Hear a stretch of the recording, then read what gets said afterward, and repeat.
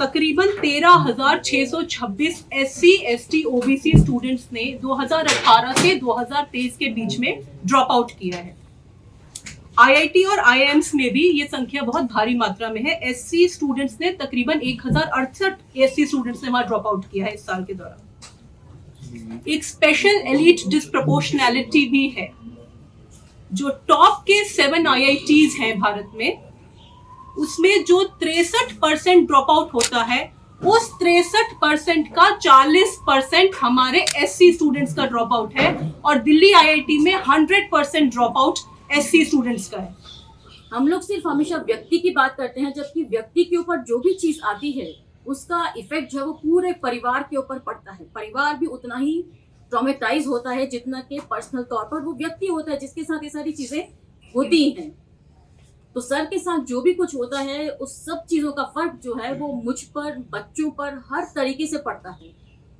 तो इन सब चीजों के लिए मैं इसलिए बोलती हूँ कि ये जो एक्ट है ये इतना स्ट्रांग होना चाहिए कि इसकी खिलाफत करने वाले को सख्त सजा होनी चाहिए, जिससे कि एक परिवार भी जो है वो ट्रॉमेटाइज होने से बच सके। ये सिर्फ व्यक्ति की बात नहीं है, ये पूरे समाज, पूरे परिवार की भी बात। अगर 2014 से 2023 के बीच में जो NCRB में SC ST एट्रोसिटीज एक्ट के अंदर जो कंप्लेंट्स रजिस्टर हुई, 2014 में 47,126 कंप्लेंट्स थी, जो 2023 में 70,749 पहुंच जाती है। ये NCRB का डेटा है जो ये बताता है कि किस तरह से तकरीबन 100% जो है वो इंक्रीज हुआ है 2014 के संदर्भ में।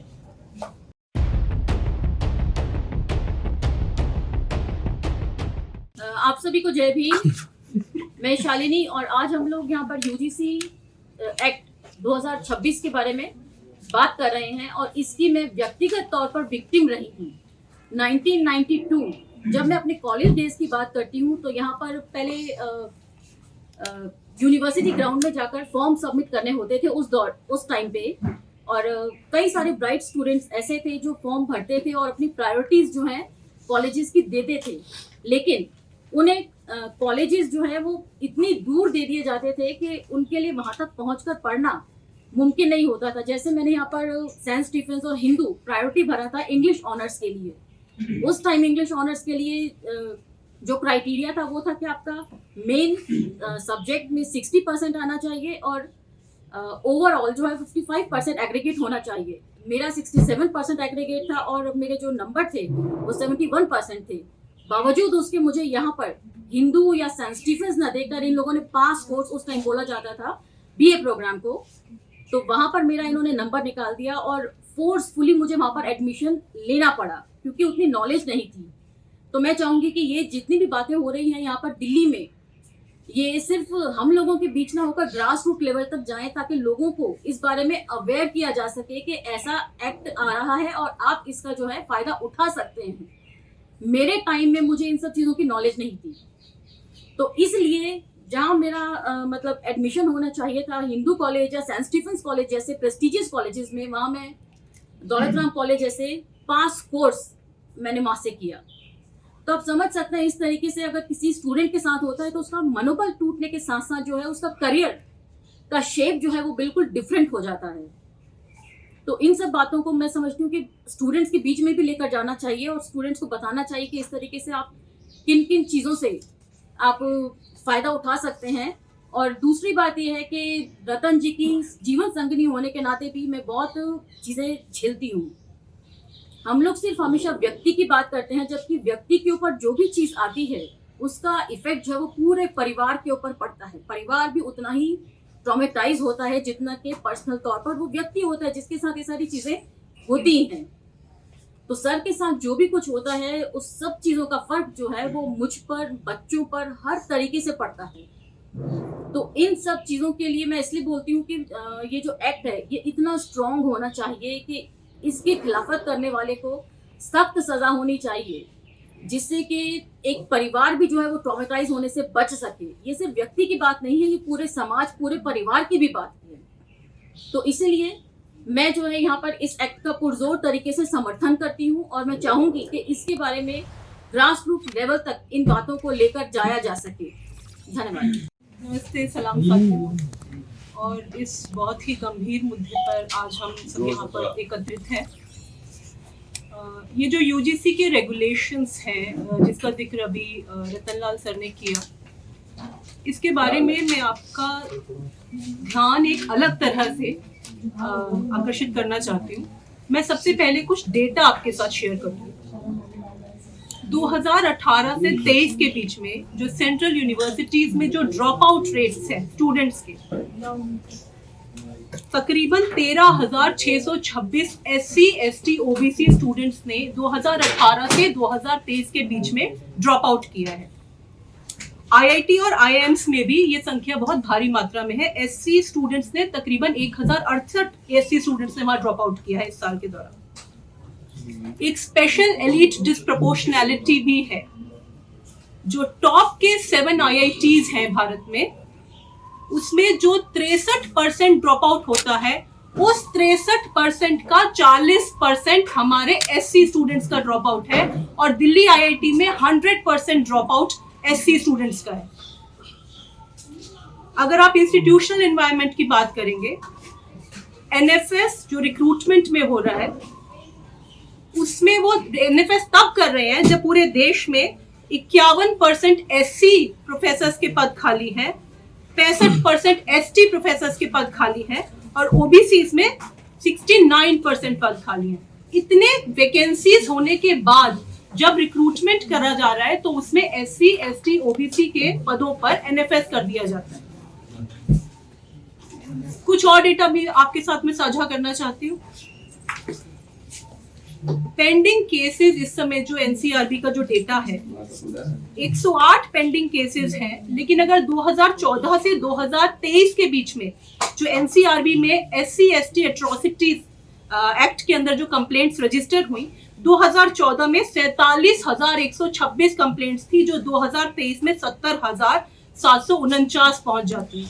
ये NCRB का डेटा है जो ये बताता है कि किस तरह से तकरीबन 100% जो है वो इंक्रीज हुआ है 2014 के संदर्भ में। इसके अलावा यूपी के अंदर 2023 में केवल 15,130 complaints scheduled caste, scheduled tribe atrocities की रजिस्टर होती। 2018 से 2023 के बीच में 98 स्टूडेंट्स ने सुसाइड किया है, जिसके अंदर IIT, NIT और सेंट्रल यूनिवर्सिटीज के छात्र शामिल हैं। प्राइवेट यूनिवर्सिटीज का डेटा जिसको कोई साझा नहीं करता है, उसका सबसे बड़ा मुख्य कारण जो है, the major reason for not sharing the data is basically non availability of data. Private universities do not disclose their data for public scrutiny. कितने स्टूडेंट्स उनके यहाँ इनरोल्ड हैं, कितने स्टूडेंट्स पास आउट होते हैं, कितना ड्रॉप आउट है, इसके ऊपर आपको कहीं भी, including all India survey for higher education के अंदर, आपको क्रेडिबल डेटा प्राइवेट यूनिवर्सिटीज का नहीं मिलेगा। Now this is a big cause of concern because अगर आप NIRF की टॉप 30 यूनिवर्सिटीज या टॉप प्राइवेट यूनिवर्सिटीज का डेटा देखेंगे तो उन NIRF की टॉप 30 यूनिवर्सिटीज में 5% SC स्टूडेंट्स एनरोल्ड हैं, ST स्टूडेंट्स लेस देन 1% और OBC students around 21%. Now when I have discussed this data, when I present this data to you, I have 3 important contentions. First one will resonate with what Dr. Ratanlal has told. सबसे पहली बात यह है कि इस regulations को हमें एक लेजिस्लेशन के फॉर्म में लाना होगा। ये हमारी सबसे बड़ी डिमांड है। ये बहुत ही शर्मनाक है कि एक ऐसा प्रोविजन, जो एक ऐसा आर्टिकल जो भारतीय संविधान में सबको बराबरी का हक प्रदान करता है, किसी भेदभाव के अगेंस्ट सेफगार्ड करता है, उसका इम्प्लीमेंटेशन, उसका कार्यान्वयन होगा कैसे? वो लेजिस्लेशन के थ्रू होगा। ये इस प्रकार की ढीली और इस प्रकार की कमजोर वीक रेगुलेशंस जो खाना पूर्ति करने के लिए लाई जाती हैं और दिखाई जाती है, और सरकार इस तरह की मंशा को हमारे सामने प्रेजेंट करती है कि देखिए हम OBC SC ST का भला चाहते हैं, लेकिन जब आप वहां पर डिस्क्रिमिनेशन को डिफाइन नहीं करते, उसकी डिस्क्रिप्शन नहीं देते हैं, उसमें इंक्लूड नहीं करते हैं कि किस किस प्रकार के एक्ट को डिस्क्रिमिनेटरी माना जाएगा, किस प्रकार के एक्ट को प्रेफरेंशियल माना जाएगा with respect to another category of students, तो ये बहुत बड़ा डाउट क्रिएट करता है कि ये कौन से रेगुलेशंस है और ये किसके भले के लिए लाए जा रहे हैं। क्या ये भी एक पॉलिटिकल गिमिक है? अभी हाल फिलहाल में एक वक्तव्य जो JNU की वाइस चांसलर ने दिया और उन्होंने कहा कि ये ब्लैक्स के समानांतर दलित्स को यहाँ पर विक्टिमहुड, परमानेंट विक्टिमहुड की आदत डाल दी गई है। जो बच्चा राजस्थान में पानी का मटका छूने पर प्रिंसिपल द्वारा मार दिया जाता है, वो विक्टिमहुड की गुहार लगा रहा है क्या आपसे? विक्टिमहुड की डेफिनेशन का जब आप प्रीमाइस ले लेती हैं कि मेरी एक पोजीशन ऐसी है कि मैं आप सबको एनिमी देखूंगी और आप सब जो आवाज उठाएंगे तो मैं आपको कहूंगी कि आप विक्टिमहुड की आवाज उठा रहे हैं, ये तो विक्टिम्स है और आप परमानेंट विक्टिम बने रहना चाहते हैं, तो सबसे पहले आपकी पोजीशन पे हम प्रश्न चिन्ह उठाना चाहते हैं। आप लेनिनग्राड में पैदा हुई, आपने एजुकेशन बाहर से लिए, पीस एंड कॉन्फ्लिक्ट पर स्वीडन की एक यूनिवर्सिटी से पढ़ के आई है, तो इस प्रकार का वक्तव्य जब आप देती हैं, ये बहुत ज्यादा, इस बात का बहुत ज्यादा एक आपके ऊपर भार है, एक बर्डन है कि जब आप ऐसा वक्तव्य दें तो उसकी जांच कर लें। आपका वक्तव्य इन्फॉर्म्ड ओपिनियन नहीं है, आपका वो एक प्रेजुडिस्ड ओपिनियन है जो आप कास्ट के खिलाफ बोल रही हैं और कास्ट पे होने वाले डिस्क्रिमिनेशन और ऑपरेशन और एक्सप्लॉयटेशन को, जिसकी एक हिस्टोरिसिटी है हजारों साल की, उसके खिलाफ एक प्रेजुडिस्ड ओपिनियन दे रही हैं। अगर आप एक इन्फॉर्म्ड ओपिनियन देती तो आप उस डेटा को देखती, उन आर्ग्यूमेंट्स को देखती जो इन्फॉर्म्ड ओपिनियन किताबों में रिसर्च करके एक इन्फॉर्म्ड तरह से प्राप्त किया जाता है। आप ब्लैक्स की स्ट्रगल, दलित्स की स्ट्रगल, महिलाओं की स्ट्रगल, डिसेबल्ड की स्ट्रगल को परमानेंट विक्टिमहुड कह के रिजेक्ट जब करती हैं तो आप अपने प्रेजुडिस को रिप्रेजेंट करती हैं। इस बारे में मैं उन्हें यह भी कहना चाहूंगी, और हमारा, मुझे लगता है कि एक सारे दलित समाज का, बहुजन समाज का, पिछड़ों का और हम सब ऐसे मार्जिनलाइज सेक्शंस की एक गुहार होनी चाहिए ऐसे लोगों के लिए कि जब आप अपनी इस प्रेजुडिस्ड इंफॉर्मेशन से, प्रेजुडिस्ड ओपिनियन से एक प्रकार के डिस्कोर्स को, पब्लिक डिस्कोर्स को जब आप किसी तरह से मैनिपुलेट करना चाहते हैं, तो हमें ऐसे वक्तव्य, ऐसे आपके ओपिनियंस को हम पूरी तरह खारिज करते हैं, रिजेक्ट करते हैं। आप अगर हमसे बात करना चाहती हैं तो आप इन्फॉर्म्ड ओपिनियन और उनके साथ प्रेजुडिस को हटाकर बात करने आइए। और आप एक संस्थान की वाइस चांसलर हैं, आपके ऊपर जो बोझ है एक पूरे पब्लिक डिस्कोर्स को सेट करने का, अगर आप उसका निर्वहन सही से नहीं कर सकती हैं तो आपको त्यागपत्र दे देना चाहिए उस पोजीशन से। इसके अलावा मैं एक जो आखिरी बात जो कहना चाहती हूँ, वो मैं 2-3 प्रकार की बातें ऐड करना चाहती हूँ यहाँ से, इस मंच से, जो हम दलित बहुजनों की एक कलेक्टिव डिमांड होनी चाहिए। इस लेजिस्लेशन को स्ट्रॉन्ग बनाने के लिए मैं 3 मुख्य मुद्दे जो है यहाँ पर हाईलाइट करना चाहती हूँ। नंबर 1, कास्ट बेस्ड बजटिंग जो सेंट्रल गवर्नमेंट करती है उसके ऊपर कोई लेजिस्लेशन नहीं है। कास्ट बेस्ड बजटिंग जो कि एससी सब प्लान और ट्राइबल सब प्लान के अंदर जो बजट्स हम केवल हम एससी, एसटी और ओबीसी उस तबके के लोगों को बाहर लाने के लिए, उस उत्पीड़न से, और उनको और ज्यादा प्रोग्रेस करने के लिए, उनकी पढ़ाई लिखाई के लिए जो कास्ट बेस्ड बजटिंग जो एजुकेशन के अंदर जो है उसके ऊपर लेजिस्लेशन आना चाहिए, क्योंकि लेजिस्लेशन ना होने की वजह से ये बजट्स इधर उधर डाइवर्ट कर दिए जाते हैं। और यूनिवर्सिटीज पे ये मैंडेटरी होना चाहिए, इन्हीं रेगुलेशंस के अंदर इस चीज को सम्मिलित किया जाना चाहिए कि यूनिवर्सिटीज इस बात का ब्यौरा दें और उसके लिए उन्हें बाधित किया जाए कि वो एनुअल ब्यौरा दें कि किस प्रकार की कास्ट बेस्ड बजटिंग उनको रिसीव हुई डिफरेंट मिनिस्ट्रीज या डिफरेंट हेड्स के अंदर, और उसका किस तरह से उन्होंने खर्चा किया। पहली बात ये। दूसरी बात, सोशल ऑडिट को इस गाइडलाइंस का या ये जो एक्ट जिसको हम डिमांड कर रहे हैं, जिस लेजिस्लेशन की, उसको सोशल ऑडिट को भी उसका लेजिस्लेशन का मुख्य मुद्दा बनाया जाना चाहिए। मतलब यूनिवर्सिटीज, चाहे वो प्राइवेट हो, चाहे वो पब्लिक हो, चाहे वो IITs, IIMs और एम्स हो, उनके लिए ये मजबूरन उनके लिए एक वो it should be a legislative responsibility. It should be made mandatory for the universities to give a social audit every year and publish it on their websites and in their annual reports, wherein they would suggest or wherein they would actually declare and describe कि कितने students enroll हुए, उन students में से कितने drop out हुए, drop out के reasons क्या थे। और फाइनली मैं इसमें जो बात कहना चाहती हूँ वो ये कि ये इस तरह के कमजोर एक्ट्स के साथ आप दलित बहुजन समाज को गुमराह नहीं कर सकते हैं।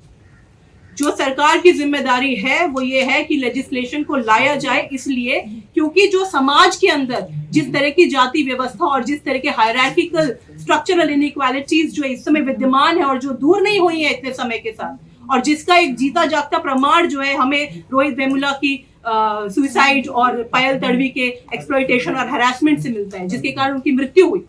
ये बात इस बात को सिद्ध करती है कि ये अभी तक इस तरह का, और सबसे लेटेस्ट जो मुझे लगता है कि हम जिस चीज को नजरअंदाज कर देते हैं और जिसपे शायद बहुत सारे और जो वक्तव्य आए उसे वो